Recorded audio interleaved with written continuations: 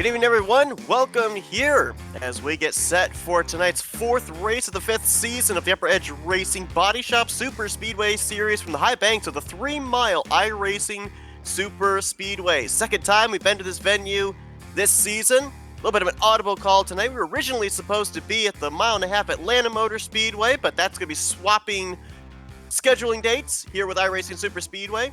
iRacing Superspeedway race number 4. Atlanta will move to race number 7. We've already seen the drivers on track here at this event a few weeks ago, race number 2, and we'll see what they're going to do with another race under their belts. That was Daytona last week. We unfortunately weren't able to bring you coverage of it, but we'll recap what went down. 3 races under these drivers' belts. 3 different drivers have gone to victory lane. A lot of names up there at the top of the point standings. I'm Seth Cole, soon to be joined by driver commentator tonight, Matthew Rodriguez, going to be behind the wheel, but also bringing the sights and sounds of what's taking place all around him during the course of tonight's 55-lap event. As mentioned, 5 different drivers going to victory lane, but it's been all about Team Trap House here in the last couple of races. We saw the last time we were here at iRacing Superspeedway, Blake Trawick went to victory lane, and most recently last week at Daytona, his teammate Dylan Poteet going to victory lane. We'll see if anybody's going to be able to stop the tear that team has been on. I think we've got contact with Matt Rod down there behind the wheel, that number 57. Matt, I mean, obviously here tonight, going to be interesting. We've had you do this before in the past in this series, but at iRacing Superspeedway, we know these cars can go 5 wide. We saw it about 3 weeks ago. What's the nerves feel like before you even taking the green? I swear, I get worse every time I do this, but it's a different kind of track tonight. There's a different track conditions. It's a lot hotter of track. And I think there's going to be a lot more strategic kind of planning here. Realistically, track temp's about 114. These cars are overheating in about 2 laps of aggressive pushing on the bottom lane. So I assume maybe a lap and a half on the top lane. And when it starts blinking red, you have to jump out then and there, or you're going to risk just blowing the whole thing to smithereens. Now, with that being said, and coupling with what I had mentioned earlier about the fact that this race ended up kind of swapping dates with Atlanta being moved a little bit further on the schedule after the Dega duels next week, this was going to be about, 3 weeks from now, the second time that we come to this racetrack, and of course, this is where the championships decided. So since it's only about 3 weeks removed from the first time we were here, do we see a little bit more settled in race, drivers kind of into a little bit more longer green flag runs, not as aggressive as we saw them back in race 2? Man, I wish. I think I burned a faster pair on like lap 5 last time, so hopefully it's a little bit more tame. We have a little bit more of a green flag running here. Typically, our iRacing Superspeedway has been one of our heavier caution tracks, just because it almost beckons you to, hey, man, you could fit the cars 5 wide if you tried, but you shouldn't. But hey, I could put a car there, so I mean, I'm gonna shove it in. I need to mention it as well. Congratulations last week on your first top 5, and I can't remember how long Oh, here in thanks. this series. You Yeah. jumped up 9 spots in standings as well. I mean, How long is the winless streak going on? oh gosh, I've lost count. I think I last one in season 1. I think it was season 1. I think it was like the next to last race of season 1 or something like that. I don't I got remember the win exactly what the revoked exact number is though. I got the win revoked in season 2 because I was a I bad do person. remember that. I was a bad person. I'm so sorry, Sebby. There's a 1 in the win column with an asterisk by it, so it's, I don't know, what do you call it? A half win? A tainted win? I don't know. See, all the good people got here, and it just all went downhill for me. Well, speaking of a driver that's been able to previously take a checkered flag here at this racetrack, that'd be our pole sitter, Bronson Stafford. Alongside him is going to be the 18. Now, the 18 is normally driven by Ty Smith, but I believe we've got 2 drivers that are kind of filling in the sub roles here tonight. The driving duties of the 18 are currently being done by Seth Knoll, and I believe we've also got the 77 who's got a sub driver. Originally, the driver, I think, was... Looking over my notes here real quickly, I believe it was Curtis Granger, and Will Reichard is actually doing the sub duties here tonight for that. I'm going to be getting from you information on how the sub points work, but we're ready to go green here as Bronson Stafford is going to lead you guys down that long straightaway and into turn 1. Interesting to see, do you guys go double, 3, 4 wide here in this first corner? I would like to believe everyone's going to keep it about 2 wide, probably until about turn 3 when those runs start generating. But man, it is treacherous, and I see Panko just dropping back on the high line. I think he might have a good idea because Robert Kenny's all the way down below the line. Yeah, looks like a couple of other drivers fanning up to that way outside line against the wall, maybe dropping to the back quickly. A few drivers looking like they want a tandem right up there next to the wall as well. One of those looked like it might have been the 76 of Jacob Holm being the pusher. I couldn't tell who the push-E was. That's the 23 actually up there that is making that move. Doesn't look like they're making any headway though. Ooh, and Holm might have actually brushed the wall there off of 4. The big thing that you'll see is some of these guys, again, like Bronson, Kenny, they're going to start dropping back to the back of the pack. And what they're doing is that's not just, hey, I want to lie and wait and I just kind of bide my time. That is, hey, I want to go out and get the fastest lap because I want those bonus points. So what they're going to do is they're going to go all the way back. They're going to start running all the way up, maybe a second off. Then you get draft, we're going to run all the way down. It's going to be, I think we set the track record here last time. Yeah, only 3 races in, and we're already starting to see how those bonus points have come into play. Already, as you look at the point standings, as far as playoff points, or not playoff points, but bonus points accumulated, Robert Kenny has 29, Chad Winstead has 24, points leader Dylan Poteet, and 5th in the point standings Connor Holden with 16 apiece. You know, I talk about it all season long, every season, the fact that with the unorthodox point system that this series has, those bonus points are handed out for a lot of different reasons, a lot of different ways to earn them, and they accumulate very quickly. You know, I actually got a really fun story about JP3's car. I got a question last week of like, why is JP3's car look like it's held together by duct tape? Apparently he is modifying his car each time because after each race, he wants to be the same car if it runs the entire season. So he's going to start patching it together. There's going to be scratches and dents all over it. Unfortunately, when he hits the catch punch one of these weeks, he's going to be a little bit suspicious of what pops out, but we're going to find out. I was going to say, what happens when the roof hatch ends up getting ripped off of that car? Duct tape. Is it can duct tape do it? I think you need flex tape for that. Oh, no, not again. Gonna have to get a secondary sponsor from that company if that is the case. Got some drivers valley for the lead up here. Carl Faust out in front. Looks like now the 18 of Seth Knoll trying to make a challenge there to the outside line. You talked about the track conditions coming in a lot hotter. We know that this is a particular racetrack where drivers have a lot of difficulty lining up the bumpers through the corner because of that progressive banking. Very abrupt, very uphill banking from the bottom of the racetrack all the way up to that wall. I gotta think with the hotter conditions as well, it's gonna be a lot slicker. That might be why we saw a couple of drivers that were way up the track there in the early going actually overstep the cushion and brush the wall off of 4. That thing is deceptive. You see this track, you think, man, it's so wide. And then you get here in a car and it's like, man, this isn't as wide as I thought. Pretty wide up here at the front. The says it all, I think. There's nothing like almost hitting one of your own team cars. No, not at all. If I'm it's a team car, you hit them. If it's an enemy car, you hit them harder. That's the rule of super speedway racing. I think I've almost hit like 3 of my own team cars here. Looking ahead here from your number 51. See a little bit of. Seth doing? Yeah, I was gonna say, what's that little back and forth going on there? Is this IndyCar? We breaking the draft here down the front It's all stretch? fun and games till he hits the apron and shoots up to the wall. It's all fun and games, so those Goodyears can't find any grip whatsoever. As at the front, you got Seth Knoll up there in the 18 car now. And I'll explain here while we've got this little bit of a calm space that you're in right now. What does the sub points? Do you get all of the points that the sub driver gives you? Do you get like a discounted amount of points depending on where they finish for you? How does that work? That's correct. So the sub points work in this way.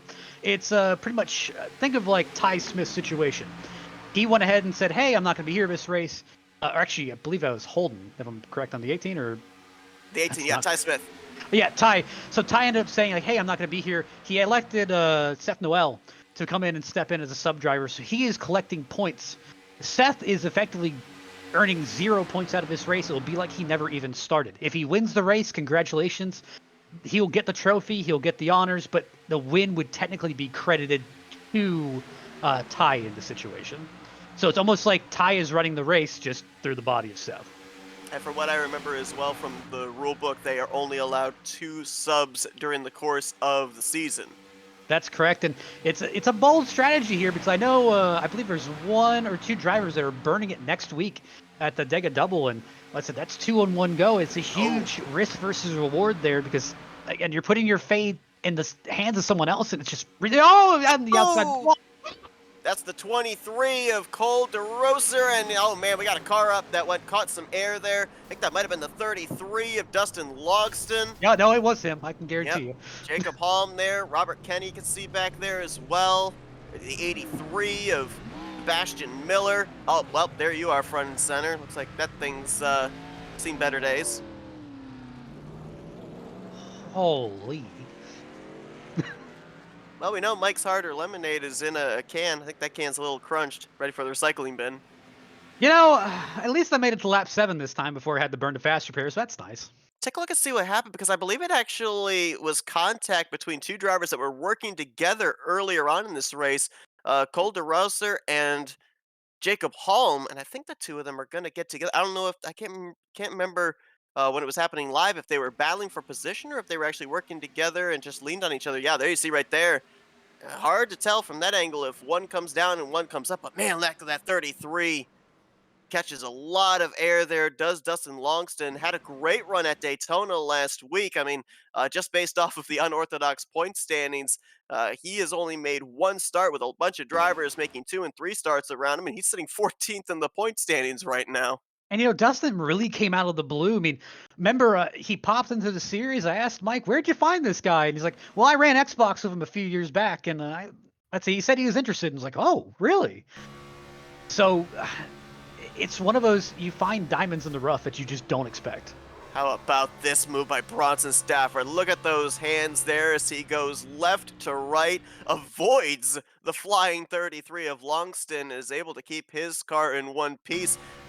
It almost looked like from that onboard, he didn't do a whole heck of a lot of lifting, and oh, well, now I know why you knew that the 33 caught air, because with our onboard Oh, don't worry. Yeah, I was aware. Right front and center, perfectly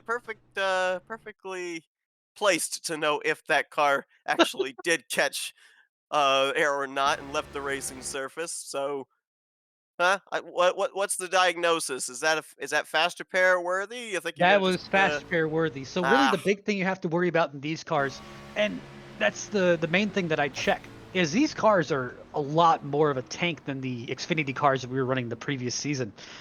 And what I really want to make sure, because I can repair body damage. If aero's kind of an issue, I can figure it out.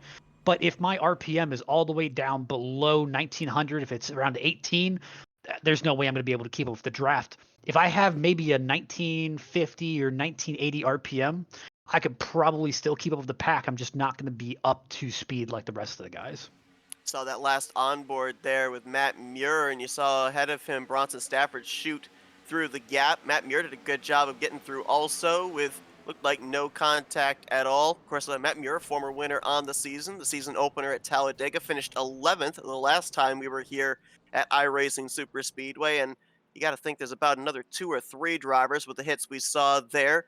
Are going to probably have to take one of their 2 faster pairs in the early going. That's one of the things that's a big difference between this racetrack and really all of the other 3 super speedways. We can also throw Atlanta into the mix. The fact that none of those racetracks have a wall separating pit road from the racetrack. They've got that infield grass through the tri-oval, the front straightaway, depending on which track you're talking about. Not a whole lot of space. It's kind of like a funnel here when they wreck on the front stretch. Yeah, and it's, again, you see these 6 lanes, you say, oh yeah, I got plenty of room to go. And then you suddenly, that window starts closing. A lot of moving pieces. It's like when a grenade goes off, trying to avoid a piece of shrapnel. That's how I want my race car to be described, as a grenade. Most of the time when a race car is considered a grenade, it's when the engine goes south, so I don't know if that's exactly something you want. Well, for now, we can see the sponsorship on the JP3 Gaming Chevrolet. If he adds more duct tape onto that car, we may end up just seeing a completely silver car, but for the moment, we can see the sponsorship on his Chevrolet, and he's chosen the inside line on the choose here. He'll be alongside of Dylan Poteet, our winner from last time out at Daytona. Of course, as mentioned, due to scheduling conflicts, we weren't able to bring you the broadcast of that race, but Poteet picking up his first win on the season, subsequently as well, taking over the points lead, 27 points up on Andrew Siegel, and 31 points over Chad Winstead, and it kind of feels like Poteet's getting back to his Season 4 ways. Poteet was a multi-time winner last year, was one of the prime contenders for the championship, and after he ended up getting that good run the last time we were here, about 3 weeks ago at iRacing Superspeedway, he seems to have kind of found his stride again.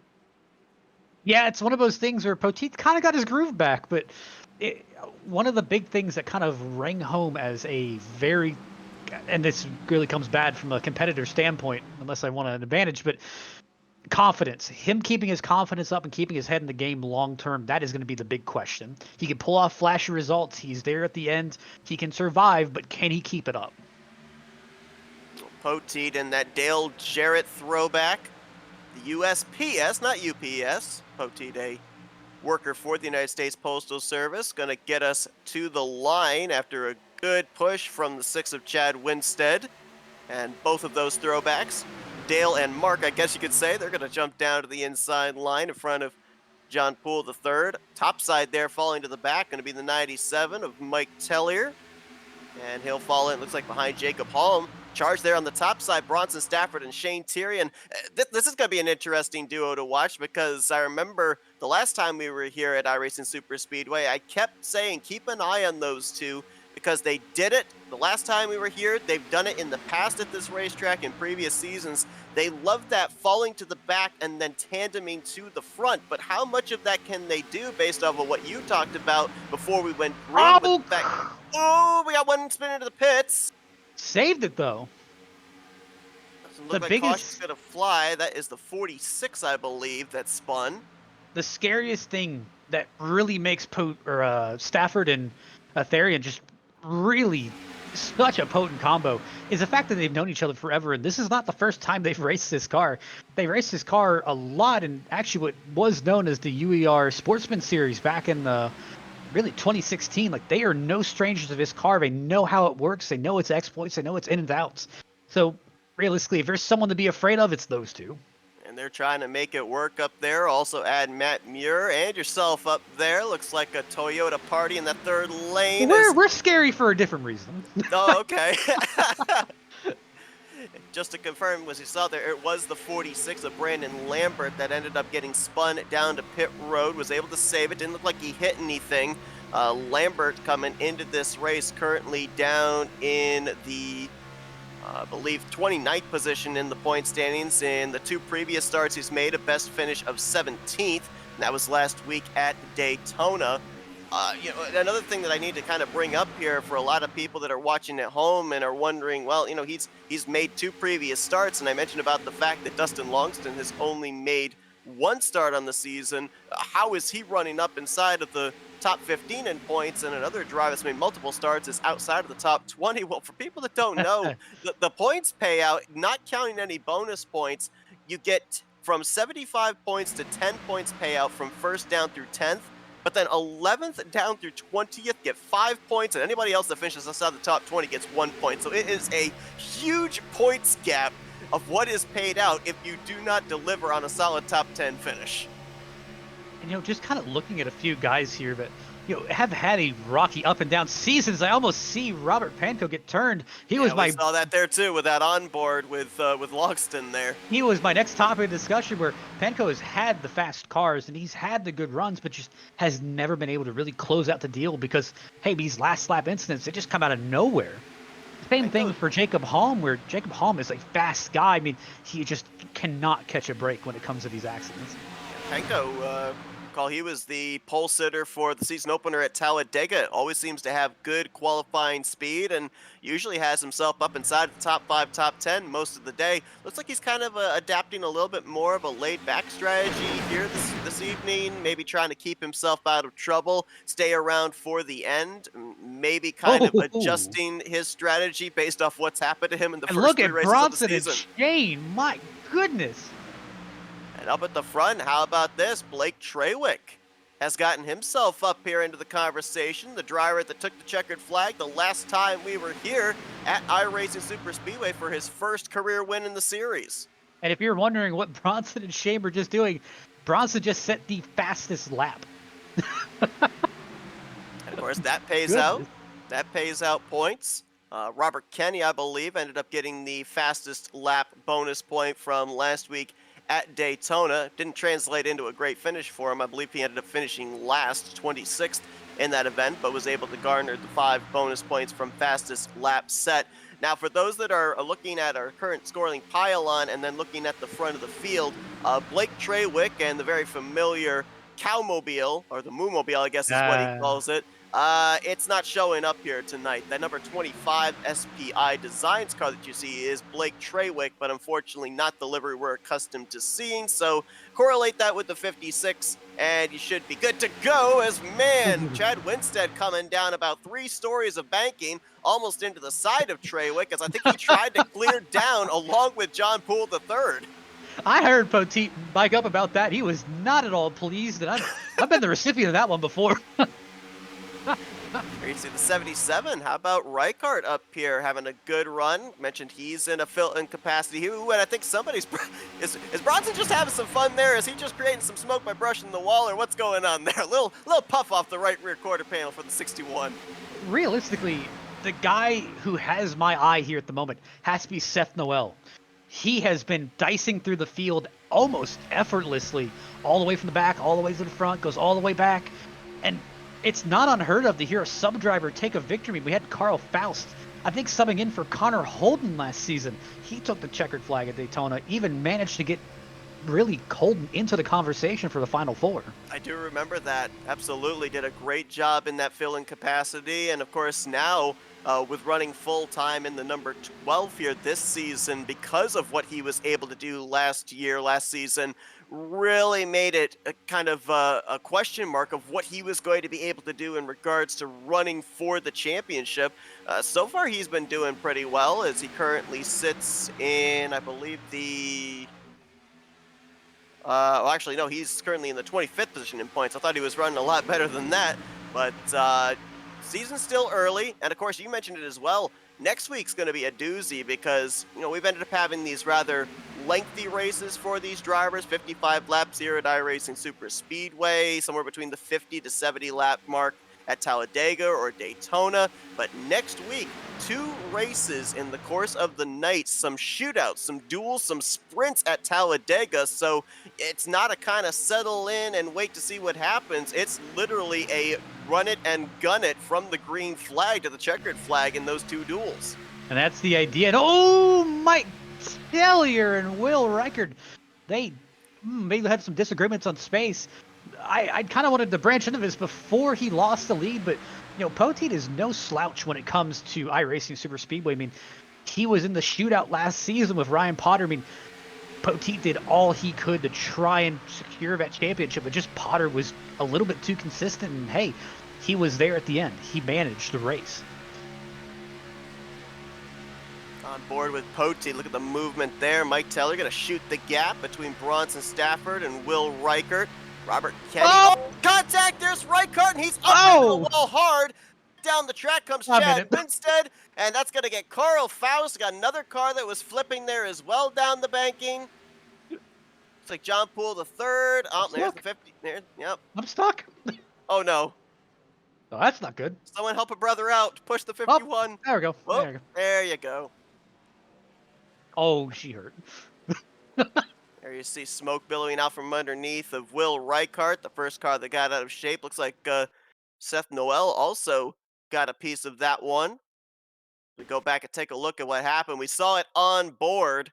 Looked like the 77 of Will Reichardt. I don't know if he got a bump from behind or if he ended up coming down trying to block the 97. You talked about those two have had some disagreements in the past, and it just looked like the 77 trying to clear, and holy cow. Well, we got the Summer Olympics in Paris taking place pretty soon. Maybe Will Reichardt would like to try out for the long jump. Or the pole vault. There you go. That's what I think he would clear the pole easily with that one.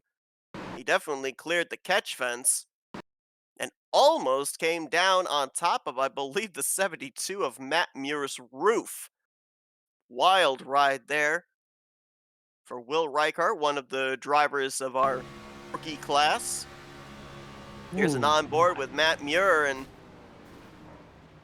Wow, close call there. 12 of Carl Faustman in front of him, and then you see more drivers up ahead there, all trying to avoid what had just happened.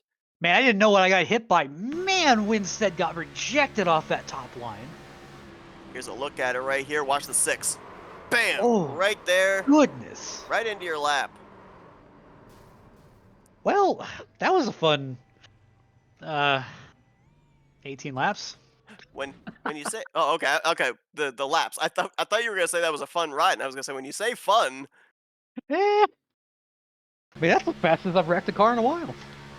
some big hits here in this one, and happening right up there at the front of the field. I mean, we talked already about how difficult it is to avoid a wreck on that kind of funnel on the front straightaway. How much more difficult is it when you've got the banking of the corners here at iRacing Superspeedway come into play, because you don't necessarily know whether a spinning car is going to drift up the banking or slide down towards the apron. It's the scary part. Again, you just have to kind of guess where these cars are going to go, and unfortunately, you guess wrong more often than not. It's like 35 of Sam Dyer getting a piece right there. Ooh, nice move there by Robert Panko to be able to snake his way through. Like maybe a little bit of contact for the 3 of Jason Shuey. Carl Faust, as we mentioned, in the 12, taking a pretty big hit there. Here's an onboard with Jason Shuey. Ooh, just barely able to split there as the 6 of Winstead was coming back up the racing surface. All about finesse there as well, with when to mash the gas, when to burp the throttle. Try and figure out what the speed is of the car that you're approaching to the speed that you're carrying, and where you're going to be by time you get up on that car.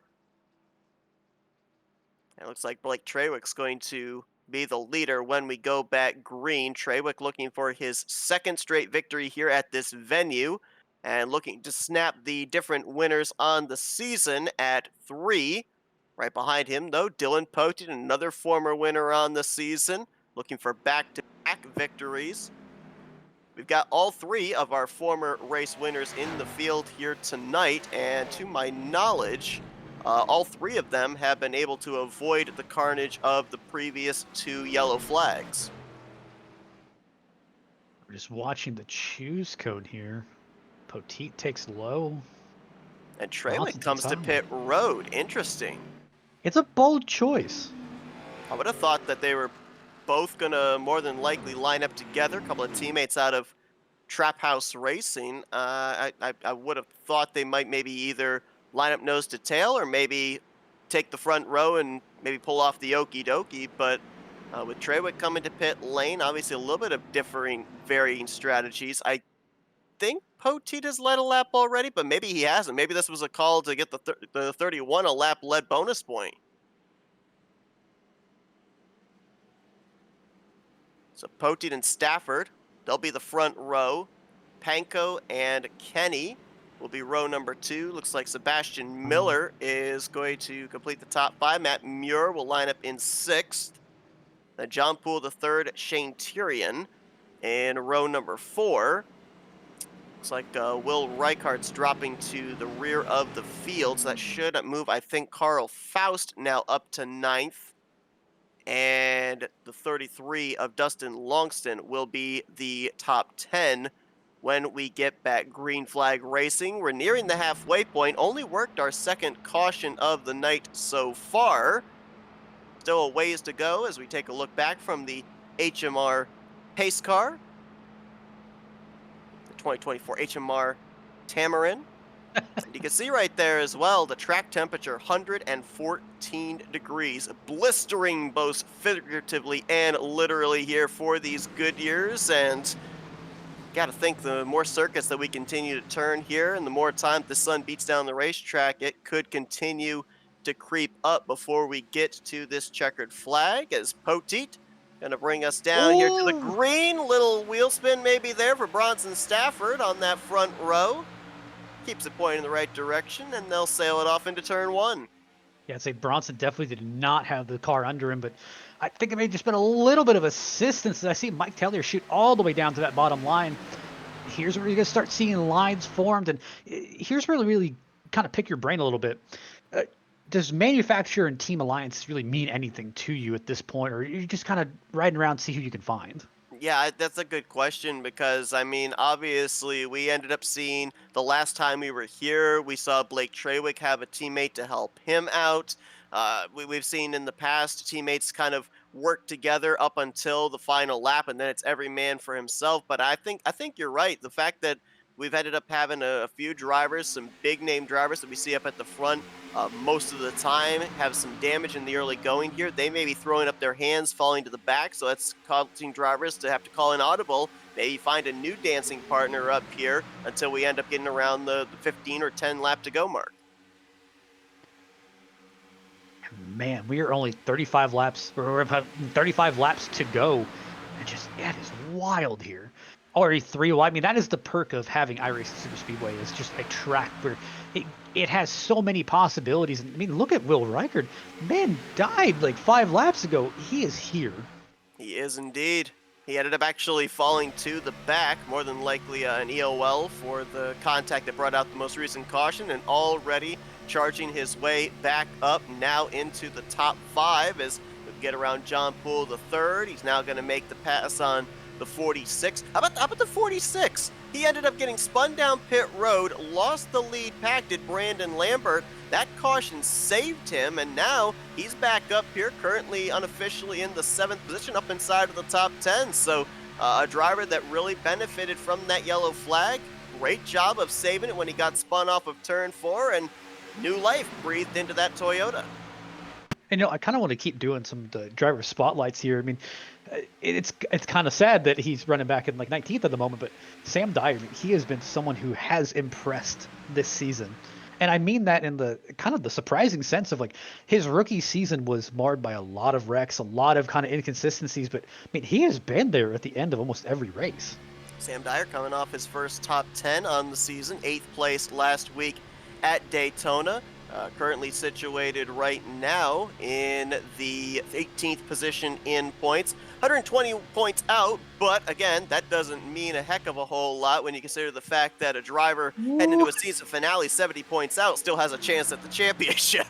Will Reichert's pushing that middle line solo. He broke up the top lane, left Bronson without a partner. Mike's all kind of out, but look at him. He ended up driving his way all the way to the front, and I think that middle has a little bit more suck than we're willing to admit here. So you talk about the fact that he made that move by himself, and when we were on board with him charging his way back up to the front, he was making a lot of those moves by himself, not with the aid of draft. What are the different things that a driver can manipulate in this package at this racetrack where they can make moves and not necessarily have to have the aid of a drafting partner? It's really the fine line of this car loves being maybe about 0.7, almost a second back from the car in front of it, where it just loves to get these long drawn out runs. But as soon as it gets close, that almost bubble of air pushes in and just slows down the car so much where you kind of have to judge wherever, hey, if I'm going to get this run on this guy, when am I going to time this? Am I going to hit him at the right time? And can I pull out and shoot by him? So that's something really kind of keep in mind. One thing you got to keep an eye on here as well, Dylan Poteet has fallen back to the 15th position. Your top 3 in the points coming into tonight were Poteet, Andrew Siegel, and Chad Winstead. Siegel is not in the field. Winstead is a lap down, and Poteet has fallen outside of the top 10. So that's kind of opening up the door if another driver wants to stick their foot in, maybe get a victory here tonight and put themselves up in the conversation inside the top 5 to be in the points lead conversation heading to the Dega Duels next week. That opportunity is there, at least for the time being.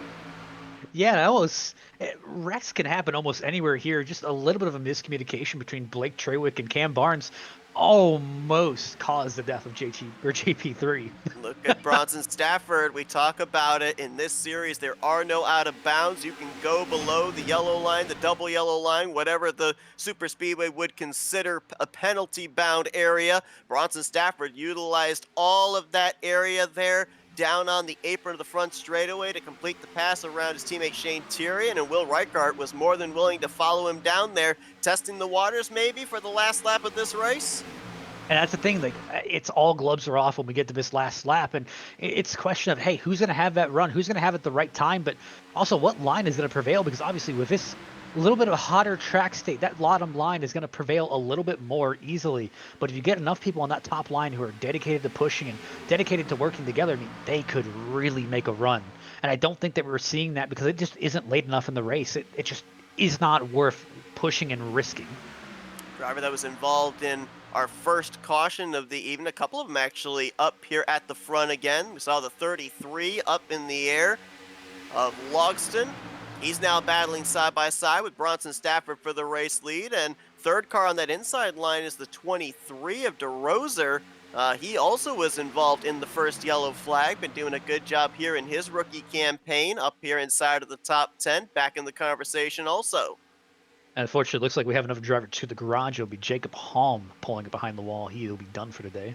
Well, that's kind of been the tale of his season, hasn't it? He's had a really strong car, been really good in qualifying, charges to the front in the early going, but seems to get caught up in a lot of the early to mid-race incidents, and we don't get to see what he has in the closing stages of this race.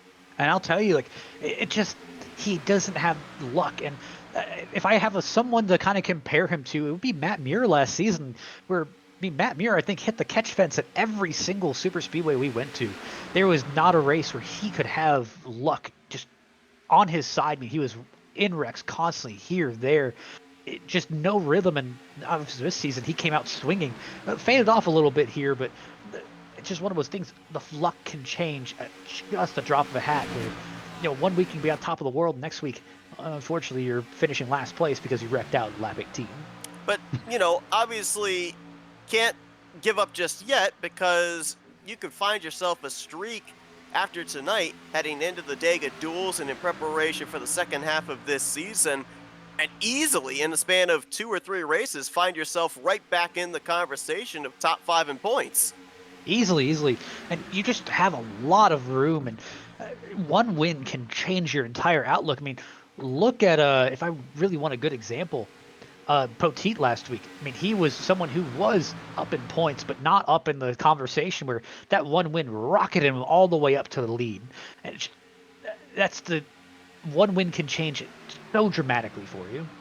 Now, Will Reichardt mentioned is doing the sub duties here tonight for Curtis Granger. Reichardt came into this race 33rd in points, Curtis Granger 35th in points. So both of them were pretty much situated in the same area as far as the standings are concerned. But the driver that's kitty corner to him there, the 18, Seth Noel, he's filling in for Ty Smith, who is 17th in points. And I want to go back to the conversation that you and I were having about Carl Faust when he was in the Connor Holden sub position last year and went on to victory. Is there more or less pressure when you're going into a race as a sub driver? Because obviously you want to perform well. Oh, well, we'll get to that point in a minute, because we just had contact between Poteet and Reichardt, and caution is going to wave. Fortunately, they both migrated down to the apron of turn 1, so I don't think anybody else was involved.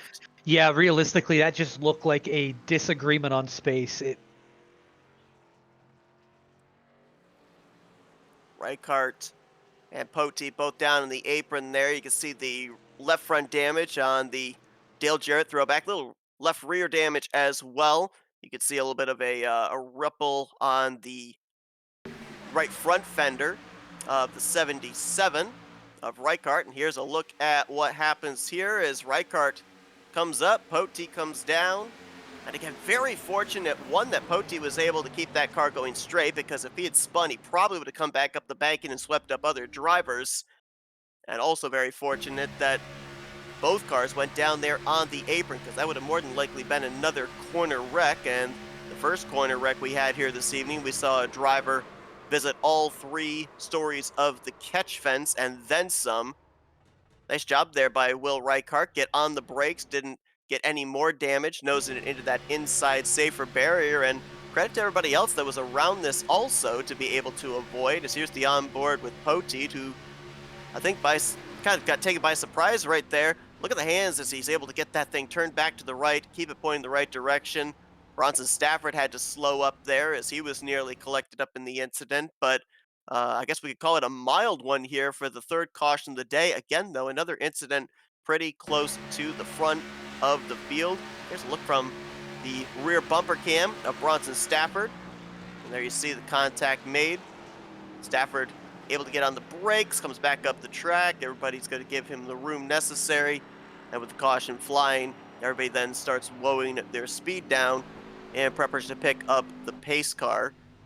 So that gives me the opportunity here, Matt, to kind of go back and we can utilize this caution period to talk about the point we were going to before that contact ensued about the Seth Noel position and Yes. more or less pressure if you're a sub driver.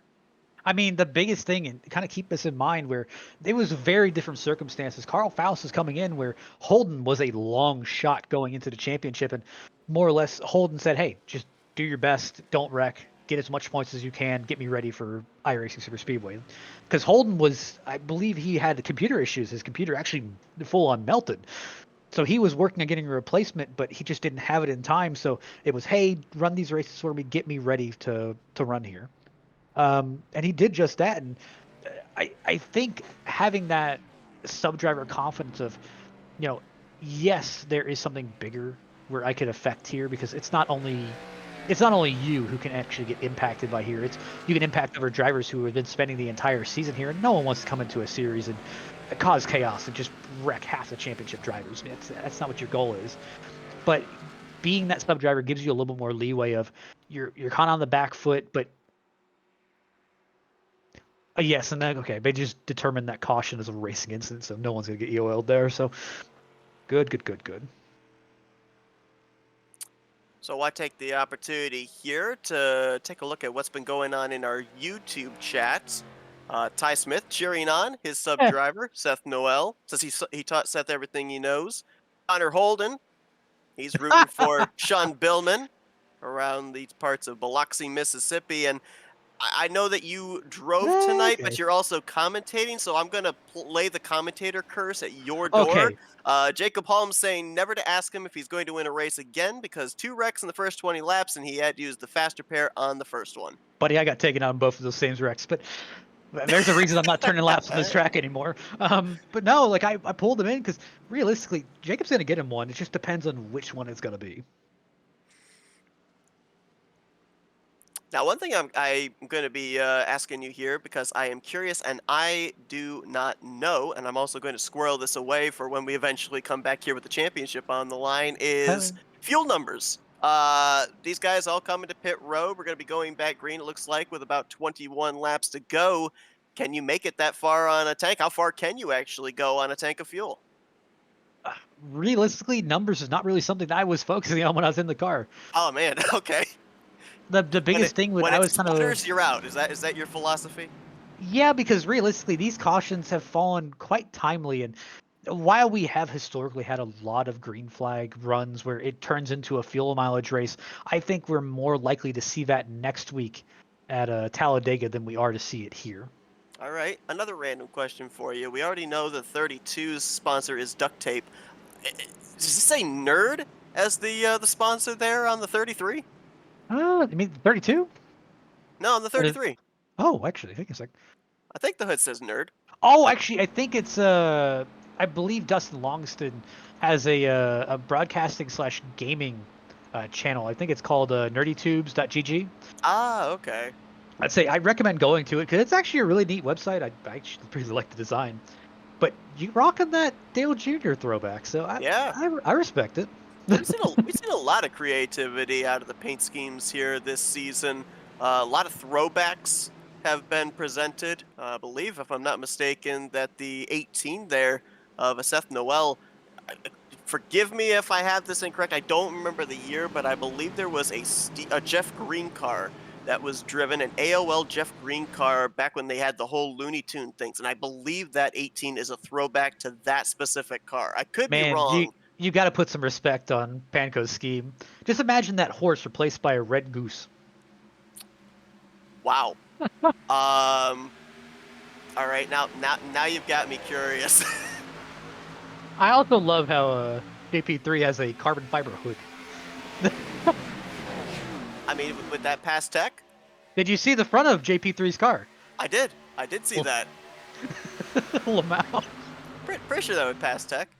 It works.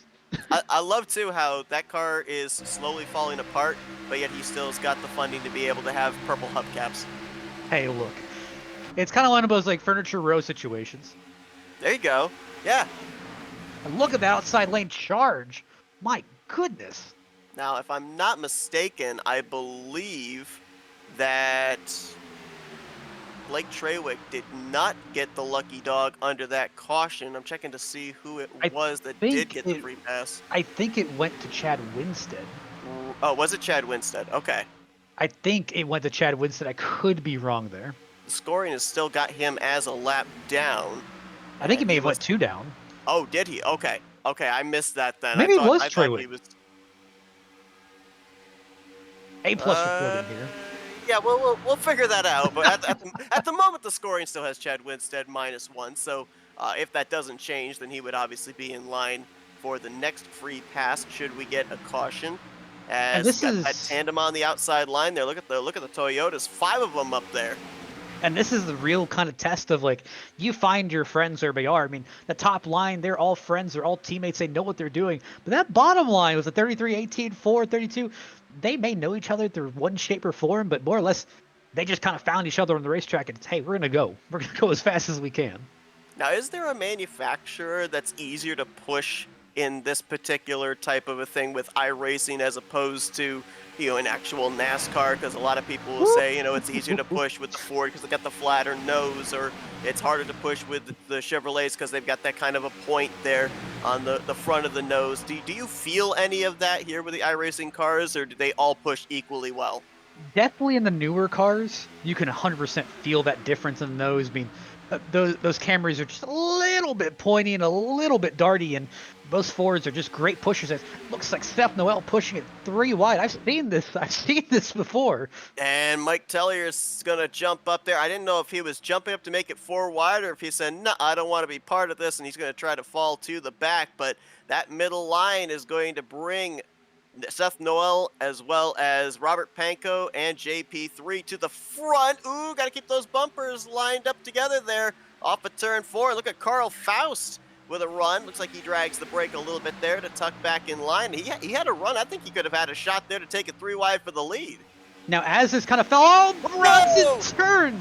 And there's a car that caught a bunch of air. I think that was Shane Terrian. Brandon Lambert's going to get involved there. Looks like also, was that Sean Billman in the 06? Logston, a lot of damage as smoke billowing from underneath his 33. As soon as the 12 got turned, the entire left front, or left rear rather, of the 9 of Shane Terrian popped up into the air. And man, that's a bunch of damage as well in the front end of Sean Billman's car. And Bronson just caught him at the worst angle. My goodness. And just Shane's wheel still on his car. This was 3 wide going into the corner, and yeah, Bronson on the left rear quarter panel of the 12 of Carl Faust spins him down to Shane Terrian. Nowhere for Logston or Billman to be able to go. There was Realistically, car up there as well that got a big piece of damage. Couldn't make out who that was. I don't think Bronson was expecting Noel to kind of come up so quickly. So when Faust hit the bumper, Bronson pulled out thinking he could pass. And Faust just a little bit off center with Noel's bumper, came down, and unfortunately, he came up, he went down, and just popped him in the middle. Man, look at that for Shane Terrian. You That's got a lot nothing of good but clean cars. racetrack right there in front of you going into turn 1. Next thing you know, you're looking at it at a 45-degree angle without the aid of banking. And Cam Barnes got eliminated. My goodness. That might have been the other car that I saw that got totaled in that wreck that I wasn't able to identify. I can't really fault Dustin Longston there. I mean, realistically, he was already sliding. He was trying his best to save the car. Unfortunately, just met in the middle. Cam Barnes, after that contact on the left side from the 33.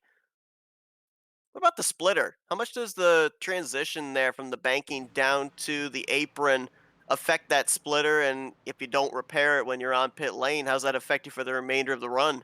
It just feels a little less planted in the corners, and ooh, looks like Dustin Longston. He's gonna pull it behind the wall. He is done for the day, and I think he burnt his fast repair in that first wreck. So Yep. that's definitely unfortunate. Boy, tough break there for him. Longston, who burst on the scene with a great run last week at Daytona, brought it home in the fifth position after starting sixth, and subsequently, because of that good run, leapfrogged himself up into the 14th position in the standings with only one start under his belt. But looks like tonight he will have his journey coming to an end. Here's a look at it again. Man, the fact that the 9 didn't go over is incredible to me because that thing was about 60% already barrel rolling. Look at the 46 there, Brandon Lambert, hard on the brakes, going to make a little bit of contact there with Tyrion. There's Billman getting into the 33 of Longston. 77 kind of drifting around the top there of Reichardt to be able to avoid. And you saw there on the right side of the screen, the 6 of Winstead. He's going to get the free pass here, not involved in that incident. So best time to get that lucky dog here in the closing stages of this race. Get yourself right back into the conversation. Only 31 points behind Dylan Pote for the points lead coming into this race. 2 top 5s, 2 top 10s in the first 3 races for that Mark Martin Vabeline throwback driver. Ooh. How about some of the names we got up here towards the front right now as we're going to be getting into the 15 to go mark? We've already talked about the fact we've had 3 different winners, and we could increase that to 4. You've got John Poole III up here towards the front of the field. I kind of feel like he also falls into the maybe Robert Panko situation. Qualifies well, runs well, just always seems to have a problem not getting swept up in something in the closing stages. Maybe tonight's the night that he closes it out. I got my money on Panko here. Like I really like what he's got. He's just kind of ran a smart race. JP3 comes into this race 15th in points with only 1 top 10 in these first 3 races. How about Jason Shuey? Gonna start on the outside line there in the BP Ford Mustang, the number 3.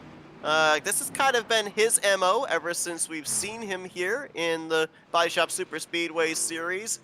Qualify at the back, run at the back, then make his way up to the front when it matters the most.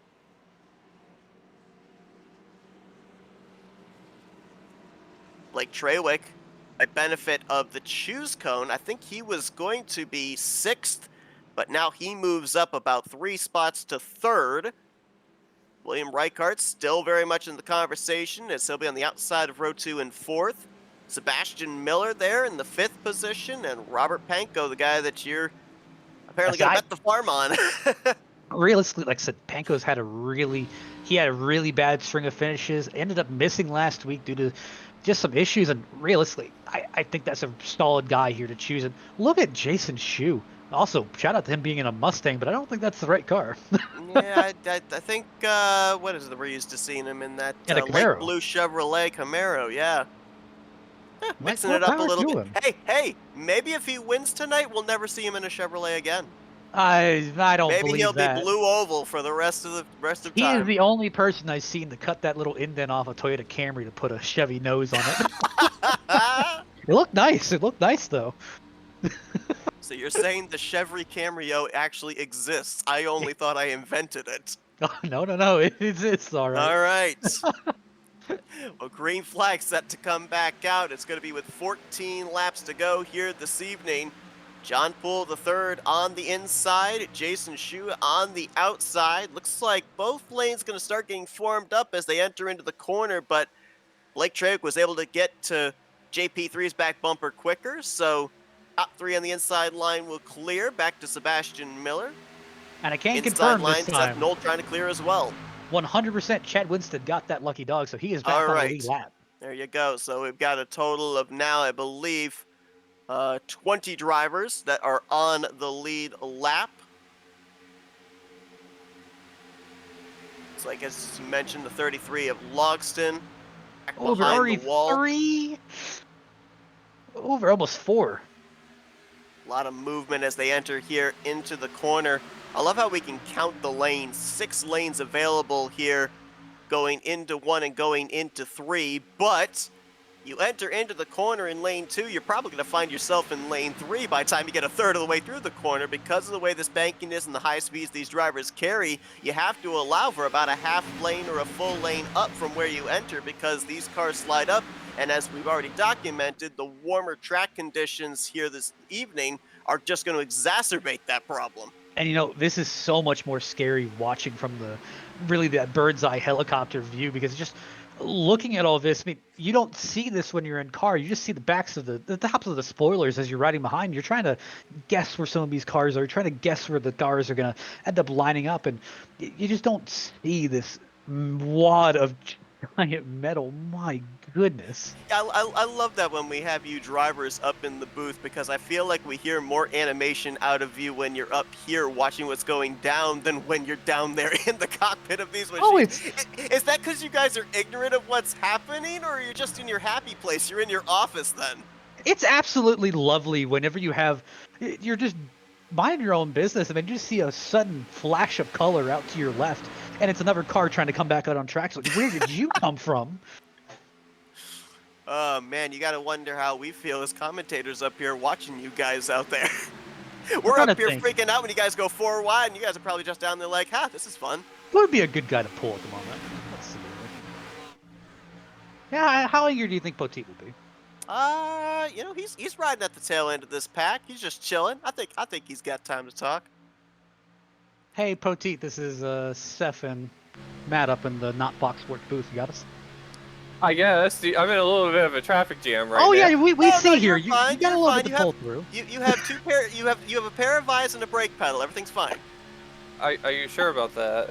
Well, I mean, neither rain nor sleet nor dead of night. I don't remember the postman's mantra, but whatever. My goodness. I mean, first off, congratulations on your victory last week at Daytona. Unfortunately, we weren't able to see it live, but you're coming in leading the point standings here as well. We know you've got that little bit of damage. How is it affecting you with you riding here at the back of the pack, or are you just chilling at the moment, waiting to see what ensues? I really don't know what's happening. I'm getting put 3 and 4 wide right now. So. No, you ain't no LT. You're inside. You're fine. Yeah, well, you're all good. The last time I turned left, I turned into a car and put myself in this situation. No. He came up. He came up. Hey, he went down. He came up. Well, if you run the bot, no, I can't say if you run the bottom, there won't be a car to your inside because there's no rules as far as the apron's concerned. So never mind that advice. I don't know if I'd do that, buddy. Well, here we go.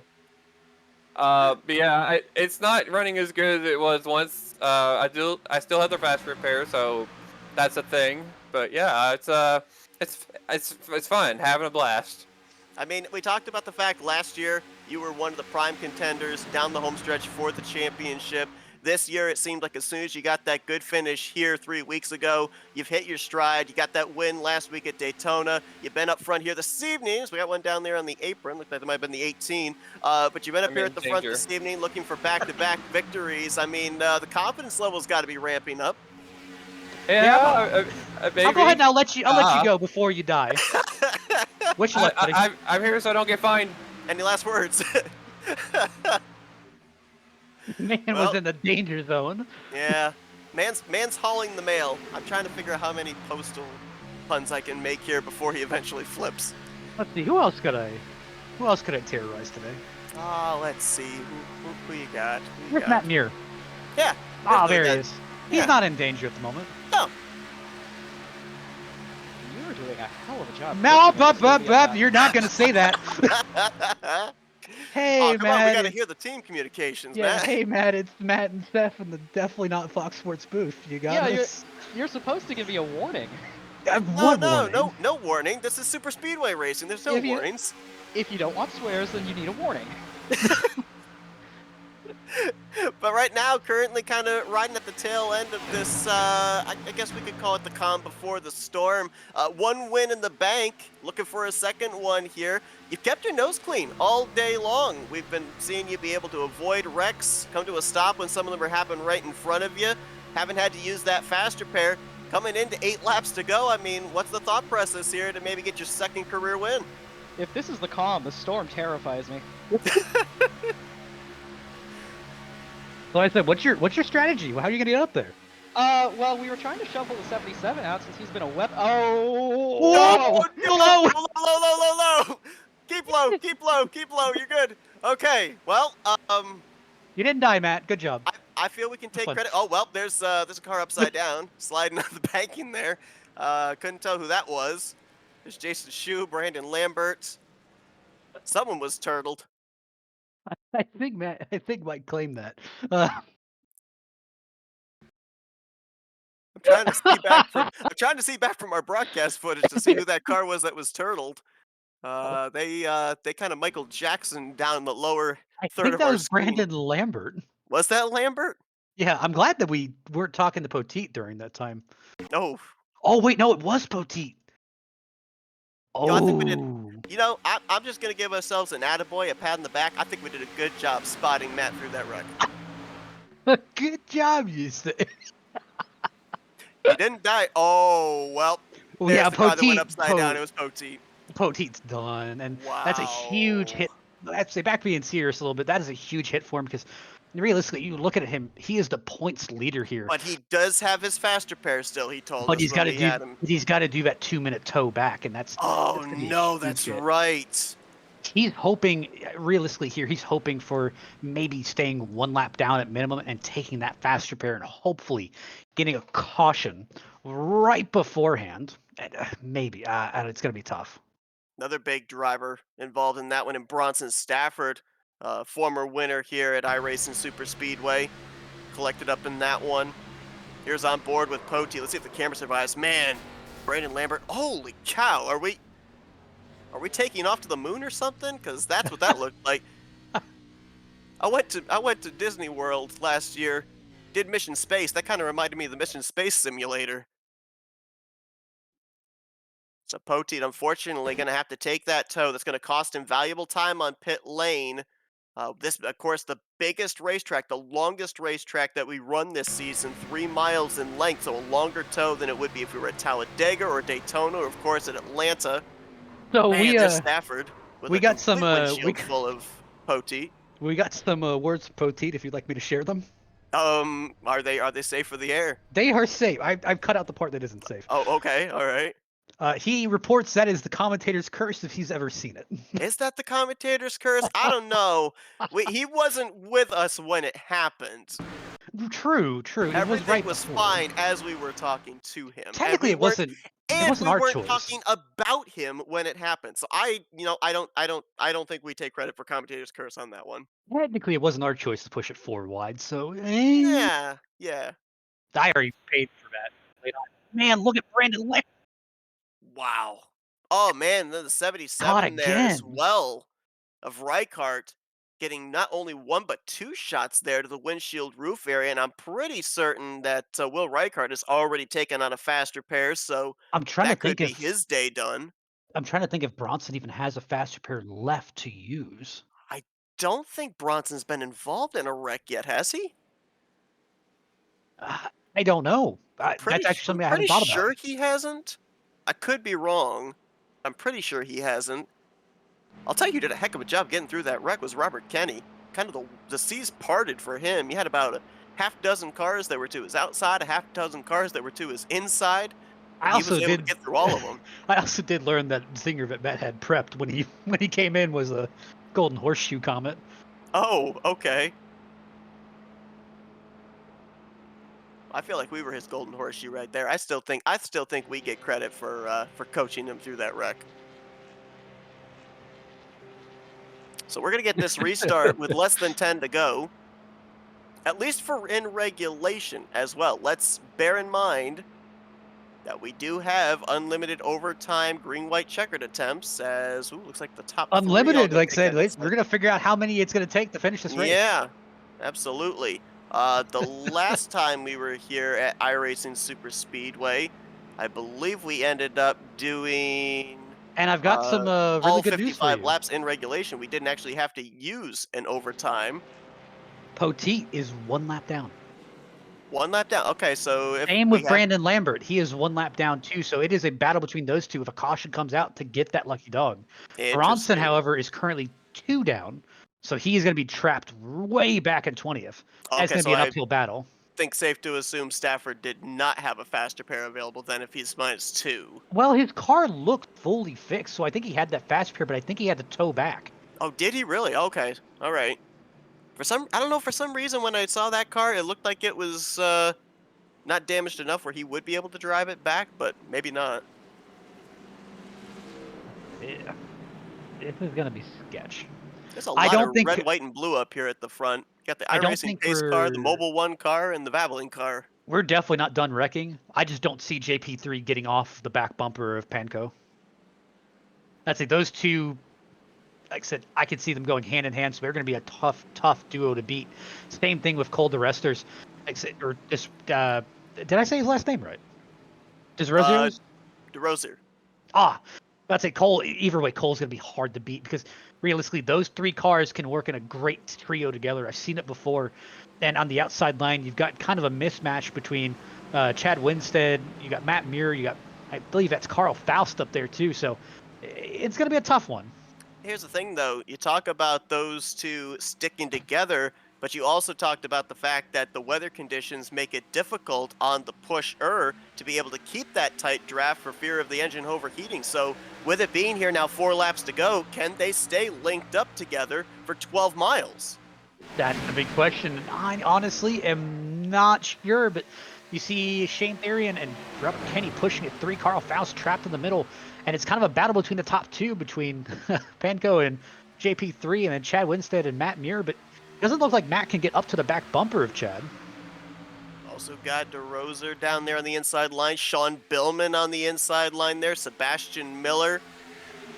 But Cam Barnes there in the 7, we end up seeing him get some pretty good left side contact after he and the 33 got together on, I believe it was the second caution of the evening, and he's been able to now bounce back up here inside of the top 10. Panko clear for the top position, no, and what a difference a caution makes, huh? 6 car got the lucky dog, and now he's up here battling for the race lead, battling for the race win, and maybe potentially battling for the points lead. Poteet a lap down, Winstead comes into this race 3rd in points, and Andrew Siegel is not in the field. Carl Faust made a really late block, almost put Shane in the wall, almost put Kenny in the fence. And they're still going, Winstead's clear. Winstead cleared around the top there, moves down in front of the 4 of Robert Panko. The problem is, though, under normal circumstances, normal superspeedway rules, you would hug that inside line and have nobody make a move to your left. With the fact there's no out of bounds, you got to block about 2 or 3 lanes down the apron here, down these straightaways also, as well as the 3 or 4 lanes to your outside. And look at Matt Muir. I mean, he's a guy who's been super inconsistent since that race 1 win, and now he's up here in front. And hey, if he wins this, we can talk to him. Yeah, absolutely. Yeah, Matt Muir, 6th in points after that victory. That's his only top 5 and his only top 10. But hey, be another big points payout. Well, he's gotten shuffled down the inside line, and he's going to the back. Winstead and Panko on the top side there. Oh, they're all brushing the wall. Billman up there on the outside line. Now the inside line being led by Double the Third, and there goes Winstead. Oh, into Carl Faust. Who gets the lucky dog? I saw the 31 got through, but I didn't see who between the 31 and who was the car that he was battling there? It was Brandon Lambert. And honestly, 46. They were side by side when it happened. Poteet dodged low, Lambert dodged high. Lambert got the advantage. I think that it was Lambert. It's a matter of the time when the caution comes out. The field is frozen. There's the wreck. And yeah, I think you can see right there for the entirety of that corner, even before the wreck took place, it was about half a car length advantage to the 46. All hope is not lost for Poteet, though, because I believe this is going to send us into overtime, and there is every possibility we could end up having another yellow, in which I think Poteet is going to be the only car that is -1. But I'm with you. I think Lambert's going to end up getting the lucky dog here, and man, Robert Panko just on the back bumper of Chad Winstead pushes him into the corner there, and you know, we know about these cars and their ability to be able to draft, to be able to tandem, but I think the same age-old rule applies here as much as it does any other super speedway and any other type of car. you just cannot be leaning on that car going into the entrance of a corner. You can't be pushing there because that's about where the car is at its lightest. Yeah, and just it was over. That's that's a bit of a rookie mistake, unfortunately. And it's just that's how iRacing Super Speedway has always been. Is just you cannot push in these corners. Just that's not how this car works. There's three reasons, especially, why you can't push going into a corner. Number one, as I just mentioned, that's where the back end of the car gets about the lightest outside of a trial if you're at Daytona or Talladega.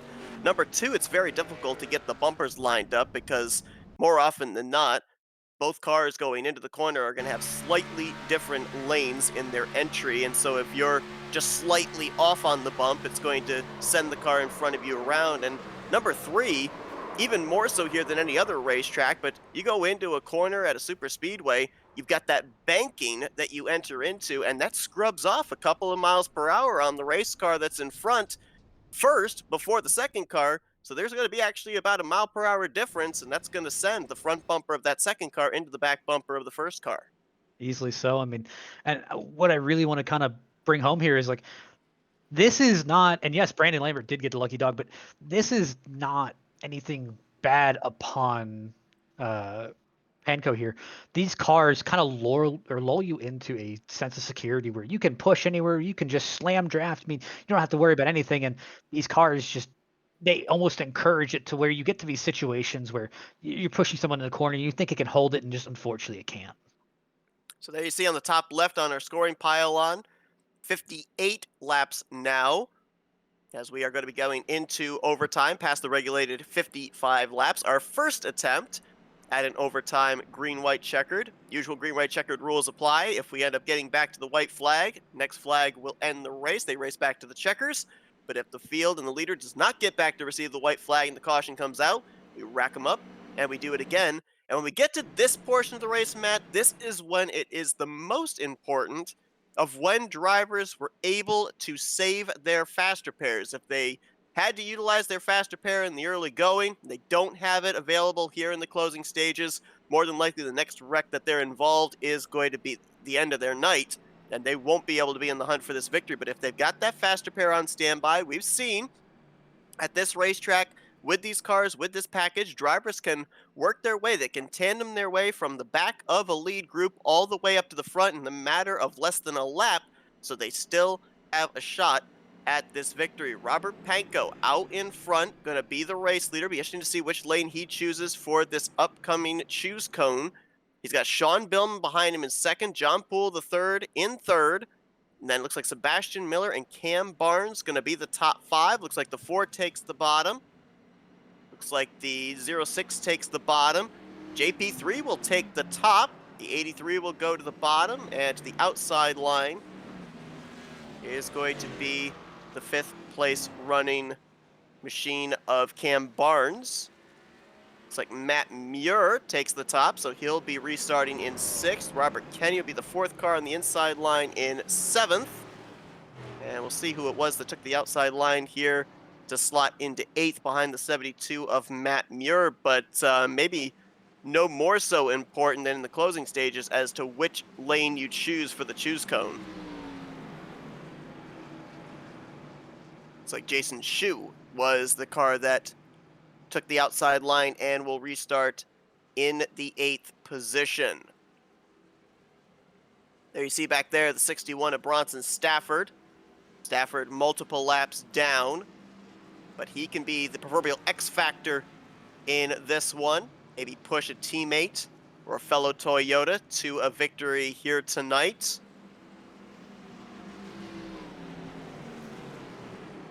There's the 46 of Brandon Lambert, the lucky dog driver. Looked like the 35 of Sam Dyer.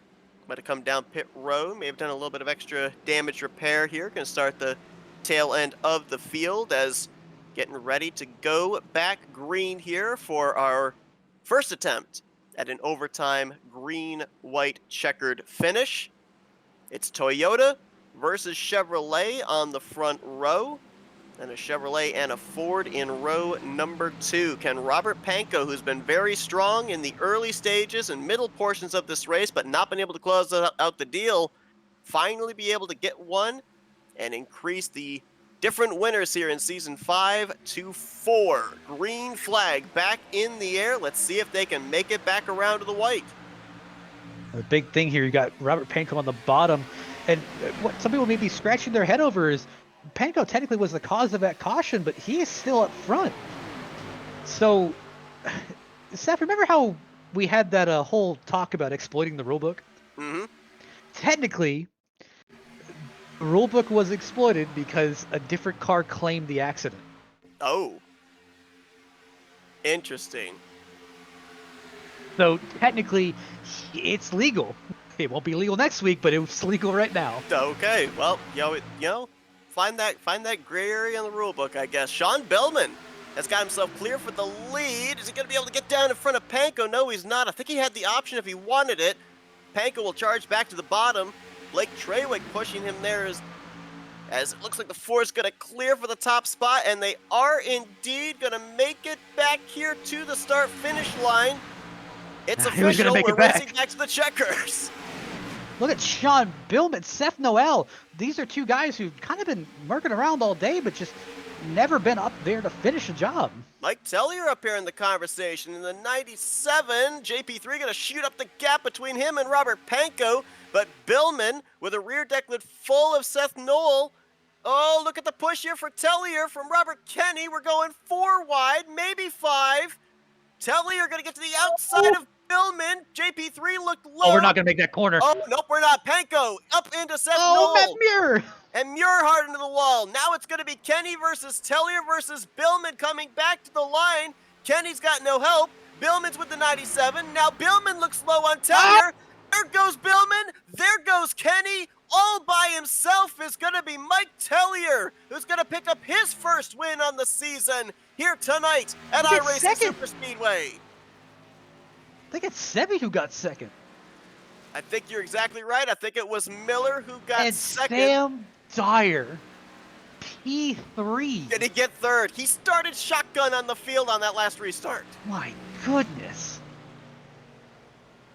What There even he's- happened? And here come the wounded cars. Look at this drag race here between JP3 and Seth Noel.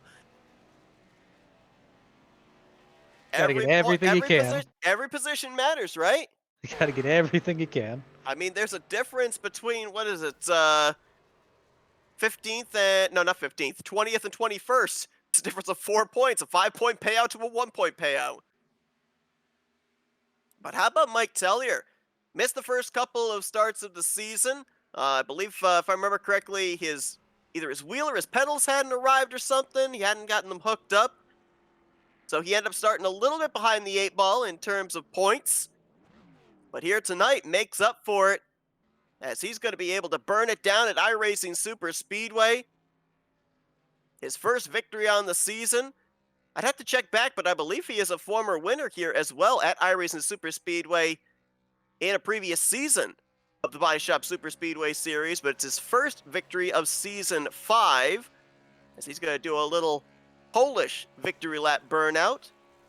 Little shades of Alan Kulwicki. What a move there for Mike Tellier, though. On the outside, 4 wide, had a big push there from Robert Kenny, and everything happened underneath him through 3 and 4.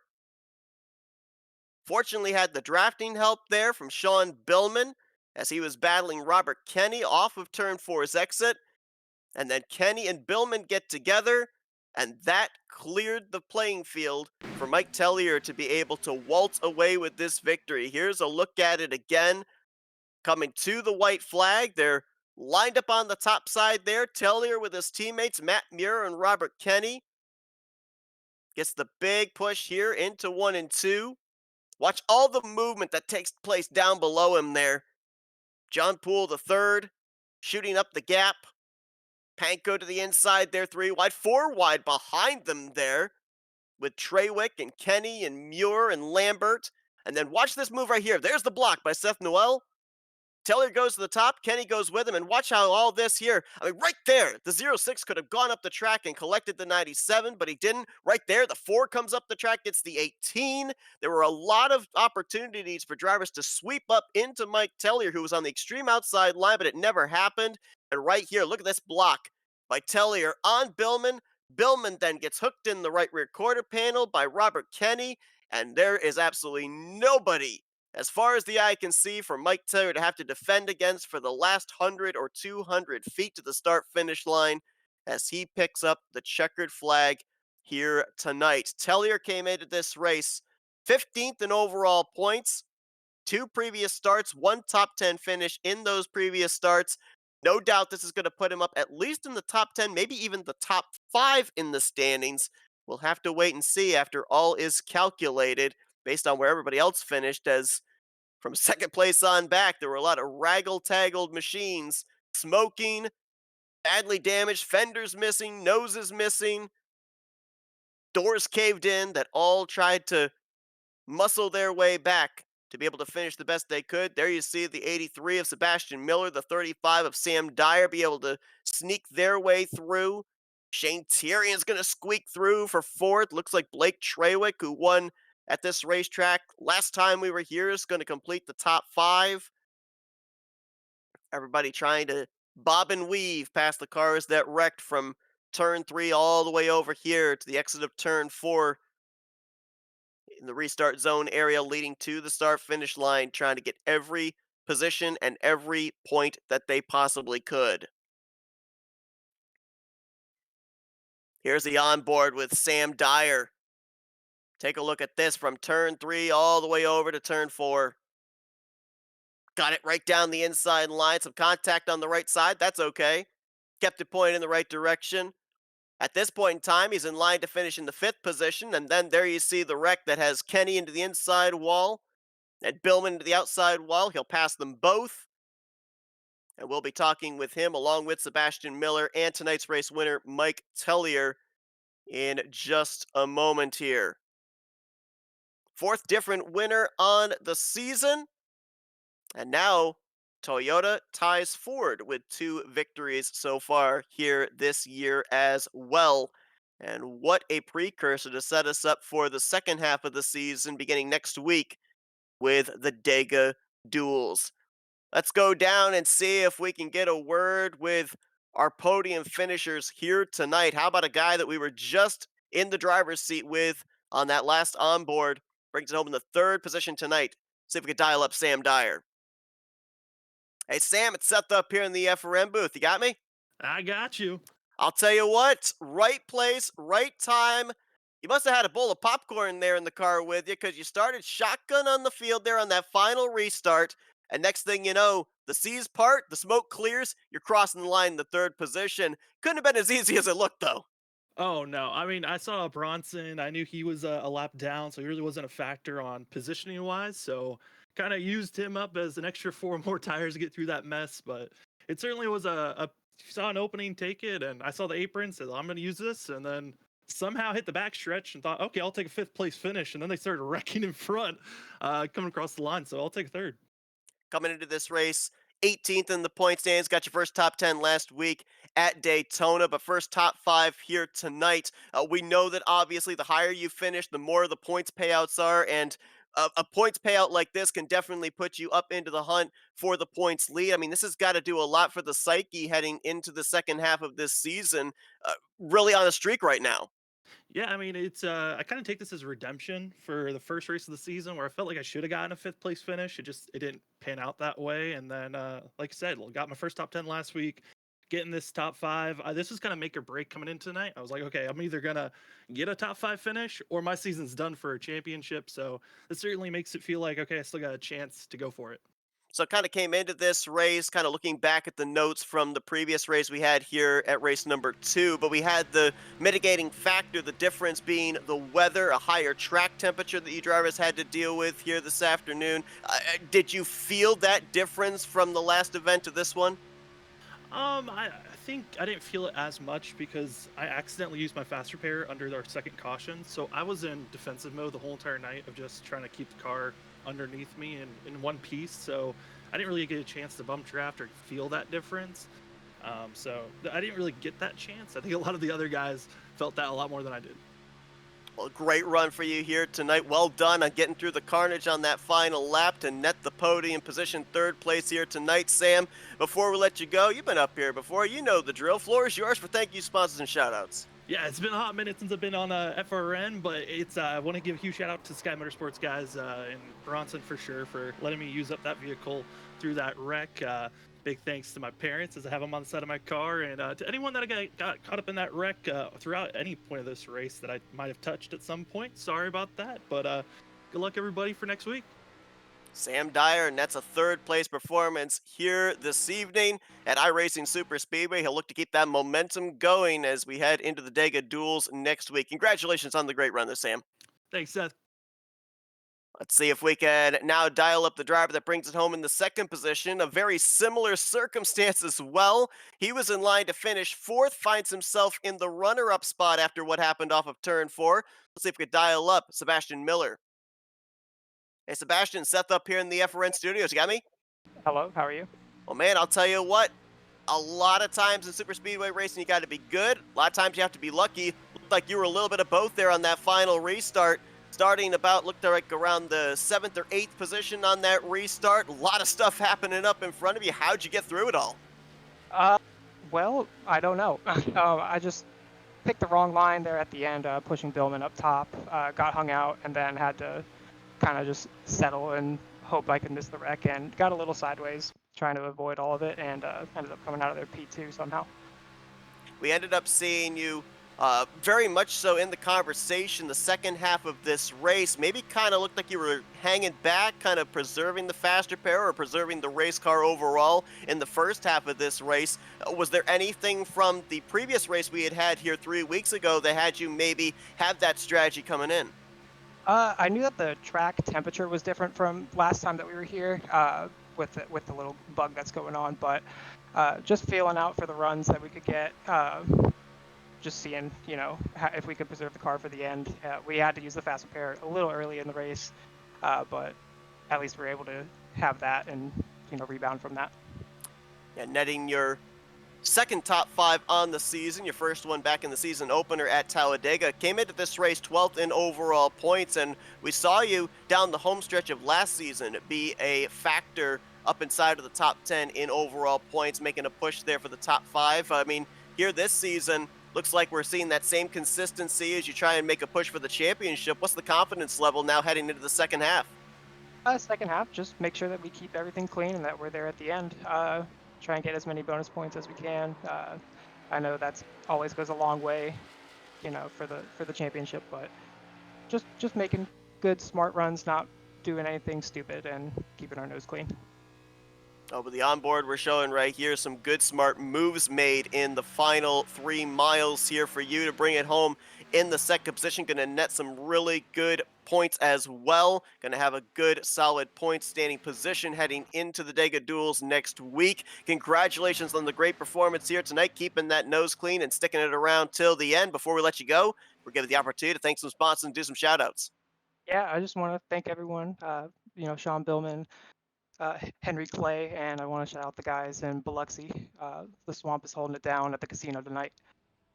Sebastian Miller with the second place performance here this evening at iRacing Superspeedway. Congratulations on the job well done. Best of luck next week in preparation for the Dega Duels.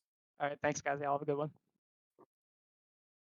Sebastian Miller, you saw there with that on board and those shots. Very clean looking race car. Same can be said for this guy here tonight. I don't think we mentioned him in a wreck all evening and up at the front when it mattered the most. Let's dial up our 4th different winner on the season. See if we can get a hold of Mike Tellier down in Victory Lane.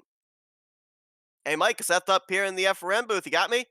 Seth, how do I know this name? I don't know, man. It's been a while, but It's I'll tell you been what. forever. I'll tell you what, though, I had a little bit of a flashback. I remember another race where you had to hold off 1 or 2 cars off of turn 4 here at iRacing Superspeedway, and were able to do so. A little deja vu, but maybe a little bit more difficult here in this one because there was actually a point through 3 and 4 where you didn't have the advantage.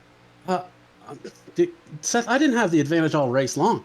I go to Kenny coming down the backstretch. I'm like, Kenny, let's go middle. And then the middle closed, and I just made a reaction to the top, and I don't know where everyone went. So, yeah, hi. Yeah, I was actually going to bring that up too, as you kind of touch on that, because we had Matt Rudd up here in the booth here tonight, and he was mentioning about the fact that he was worried about what was going on the racetrack because a driver doesn't exactly get to see everything that's happening around them. And you made that move up to the outside line, and 2 and 3 lanes of cars were wrecking beneath you. Could have easily slid up and taken you out. Did you know that was even happening down there? No. I knew something was going to happen, but usually by the time you get into turn 3 off the backstretch, everybody plows high. Like, you go into the corner and it just, everyone seems to drift high. So if there was a wreck at that point, I thought for sure I was dead. And then I went going into turn 3 and I hear clear low and I see nobody but Kenny and Billman.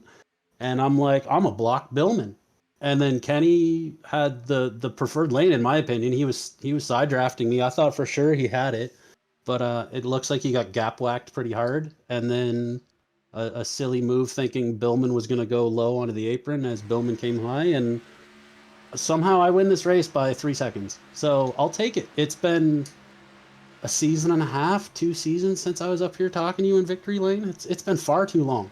Absolutely. Well, I mean, a win is a win, whether it's an inch or a mile interval. I mean, obviously, got to be some great momentum for you heading into the second half of this season. We've seen you in the championship hunt before going into a season finale. What do you think? We end up seeing you, obviously. We ended up documenting about the fact we didn't see you in the season opener. You had a great run when we came here the first time to iRacing Superspeedway, coming into this race 15th in overall points, going to leapfrog in the point standings with the points you're going to garner here tonight with this checkered flag. So, what's this do for the momentum, getting ready to maybe get into championship form down the home stretch? Well, I started the season on controller. I was handicapped. So the whole season was mostly like team points. So Sky Motorsports, 150%. I don't care if I'm in victory lane, team points. We'll see where this puts me in the standings. But right now, I have 3 awesome teammates that are working hard to get a team championship, since it's finally a thing, and that's the goal. So hopefully we can get Bronson and Muir, and I don't know, is it Tom? I think Tom's the other one. We got 2 basic teams, but I think Tom's the other 4th driver on Sky Motorsports. So if he shows up, hopefully we can get some W's. Yeah, it's team game. That's my mindset this season, and I don't think it's going to change until potentially season finale if I have a shot to win. So. Well, there you go. Well, congratulations, Mike, on the job well done here tonight. Great move there into turn 3, able to keep that momentum going off of turn 4. Perfect block at the right time, and then just nobody in your rearview mirror there for that final stretch to the checkered flag. Before we let you go and enjoy this victory some more, floor is yours for some victory lane thank you, sponsors, and shout-outs. Yeah, first off, this win goes to my grandma. She passed away this morning. So, I kind of had an angel pushing me there by the feels of things. So, it's for her. Sky Motorsports, because they're the best team you could race with. And Apple Chat, if they're watching. I don't know if they are, but you guys know who you are. Thanks for the support. And yeah, we'll see you next week, hopefully again. Absolutely. Mike Tellier looks to carry this momentum into the Dega Duels next week. He is the 4th different driver to go to victory lane here this season. His first victory in the Baadteshop Superspeedway since 2022. As you mentioned, long time that we've been able to talk to you down there in victory lane. Congratulations. Go savor this one. Thanks, Seth. Mike Tellier with the victory here tonight. Toyota's 2nd win on the season. More specifically, that last victory, May 1st of 2022. That was the 9th race of the 3rd season of this series. As you take a look at the finishing results of tonight's split second 150, Miller coming home in 2nd, Sam Dyer in 3rd. Shane Tyrion, good run for him in the 4th position. Blake Trawick going to net some good points after he took the checkered flag here at this particular racetrack 3 weeks ago, garnering a top 5. Sean Billman, despite the fact he was involved in that wreck off of turn 4, he'll be able to limp it across the line in 6th. Cam Barnes, good run for the rookie in 7th. Robert Panko in 8th. How about Brandon Lambert? He got the lucky dog under the caution prior to this final green-white checkered and brings it home in 9th. And Robert Kenny, who was the other driver caught up in that wreck off of turn 4, he's going to be able to bring it home in the 10th position. Here you see a bunch of the drivers that were involved in the incident over in turn 3. and were all able to kind of make their way back to the start-finish line with Jason Shu, Cole DeRoser, John Poole III, Seth Noel in that fill-in position there for Ty Smith in 14th, Will Reichart in the 15th position. Matt Muir, Dylan Pote managed to get himself back on the lead lap, I believe, but he'll finish in 17th place. We'll have to see if he's still going to be the points leader or not. His closest competitor, Chad Winstead, finishes right behind him in 19th place. Bronson Stafford, the meat in the sandwich there. Carl Faust going to bring it home, completing the top 20.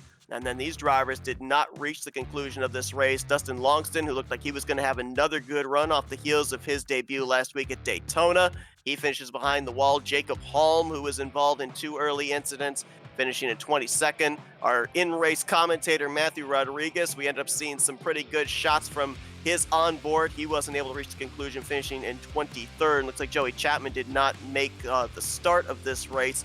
He's going to finish in the 24th position here tonight. Well, next week, folks, it's going to be really interesting because you're going to get 2 races for the price of 1. They're going to be abbreviated races. They're going to be sprints at Talladega, but they will pay out their own separate amount of points. Going to be a really interesting sense of aggression and urgency, as we'll be bringing you coverage of that on the Twitch side on Split Second Broadcasting, on the YouTube side on Flat Out Racing Network next Friday night at 8:30 p.m. Eastern Standard Time. Congratulations to Mike Tellier here tonight as he wins race number 4 of the 5th season of the Upper Edge Racing Body Shop Super Speedway Series, the Split Second 150 at iRacing Super Speedway. My thanks to Matthew Rodriguez for joining me in the booth here tonight from behind the wheel of his number 51. Thanks to Jeff Johnson, our producer here tonight. And for myself, Seth Cole, enjoy the rest of your Friday evening. We'll see you guys next week as we continue on the second half of the season for the Upper Edge Body Shop Super Speedway Series.